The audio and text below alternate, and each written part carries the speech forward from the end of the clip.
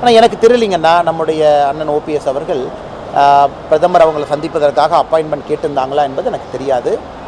அதனால் தெரியாத ஒரு விஷயத்தை நான் ஊகிச்சு சொன்னேன் அப்படின்னா அது தப்பாக போயிடும். தெரியாத எடப்பாடியை பார்த்தீங்க, கையை பற்றி பேசினாரு. எப்படி இருக்குது அந்த உணர்ச்சியோட அந்த பார்வை? சரிங்கண்ணா, பிரதமரை பொறுத்தவரை எப்பொழுதுமே நான் சொல்வது ஒன்றுதான், நாங்கள் எல்லாம் சாதாரண தொண்டர்கள் தான். அது எப்போ நம்ம தோளில் தட்டி கொடுத்தாலும் சரி, கையை பிடித்தாலும் சரி, எங்களை பொறுத்தவரை அது தமிழக மக்களுக்கு தன்னுடைய அன்பை எங்கள் மூலமாக சொல்கிறாரு. தமிழகத்தில் இருக்கக்கூடிய பாரதிய ஜனதா கட்சி தொண்டர்களுக்கு அன்பை எங்கள் மூலமாக சொல்கிறார். அப்படித்தாங்க நாங்கள். காரணம், நாங்கள் அருகில் இருக்கிறோம். பிரதமரை பார்ப்பதற்கான வாய்ப்பு எங்களுக்கு அதிகமாக இருக்குது. தொண்டர்கள் கொஞ்சம் தூரத்தில் இருக்கிறாங்க. மேடைக்கு பக்கத்தில் அமர்வதற்கான வாய்ப்பு தொண்டர்களுக்கு இல்லை. காரணம், பாதுகாப்பு காரணங்களுக்காக. ஆனால் எப்பொழுதும் என்னை பொறுத்தவரை யாரிடம் பிரதமர் அன்பு காட்டினாலும் கூட அந்த அன்பு தொண்டர்கள் மீது காட்டக்கூடிய அன்பை தான் எங்கள் மேலே காட்டுறாங்க. எப்பொழுதும் என்னுடைய பார்வை அப்படி தான். எடப்பாடி பழனிசாமி அவர்கள் கோதாவரி காவிரி இணைப்புக்கான நிதியை வழங்க பிரதமர் கோரிக்கை வச்சிருக்காங்க. நிதி வழங்குவதற்கு பிரதமர் இல்லை, ரிவர் இன்டர்லிங்கிங் என்பது பாரதிய ஜனதா கட்சியினுடைய கனவு. அது பாரதிய ஜனதா கட்சியினுடைய கொள்கை முழக்கம். எப்படி ஒரு ஆட்சி காலத்திலும் கூட நம்ம 2014 மூன்றாவது 5 இயர் பிளாக்ல இருக்கிறோம்.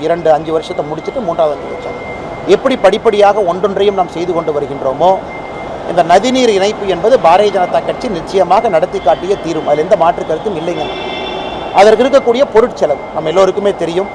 என்விரான்மெண்டல் கிளியரன்ஸ் எல்லாம் எங்கேயும் கூட பாரதிய ஜனதா கட்சி நதிநீரை இணைக்க மாட்டோம் என்று சொல்லியதில்லை. எல்லா இடத்துலையும் இணைப்போம் தான் சொல்கிறோம். அந்த நதிநீர் இணைப்பில் மிக முக்கியமாக கோதாவரி காவேரி இதனுடைய இணைப்பு மிக முக்கியமாக இருக்கும். ஏன்னா கேஞ்சஸ் ரிவர் தான் மெயின் ரிவருங்க. அதனுடைய தண்ணீரை தான் திருப்பி நம்முடைய பகுதி கொண்டு வரணும். அதை ஒரு லிங்க் லிவராக இணைச்சிக்கிட்டே வரணும்.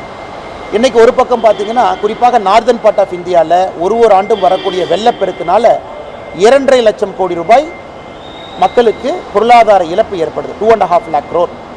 ஆனால் சவுத் இந்தியா, குறிப்பாக தமிழகம், நம்ம பகுதிக்கு வறட்சி இன்றைக்கி ஆரம்பித்து விட்டது. குறிப்பாக தமிழகத்தை பொறுத்தவரை நம்முடைய மாநிலத்திற்குள்ளே உற்பத்தியாகக்கூடிய பெரிய நதி எதுவும் இல்லை, பெரிய நதி இல்லை. ஆனால் கோதாவரி காவேரி இணைப்பு என்பது நிச்சயமாக அது நடத்தப்பட வேண்டிய ஒரு நிகழ்வு.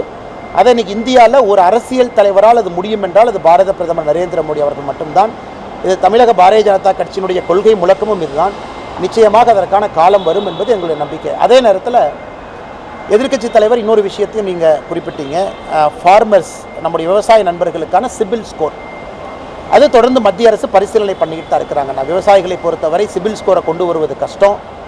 இது அன்னைக்கு மத்திய அரசு எங்கேயும் யாருக்கிட்டையும் சொல்ல சிபில் ஸ்கோர் போடுங்கன்னு. அது வங்கி கணக்கு வைத்திருக்கக்கூடிய ஒரு பேங்க்கும் சிபில் ஸ்கோரை போடுறாங்க.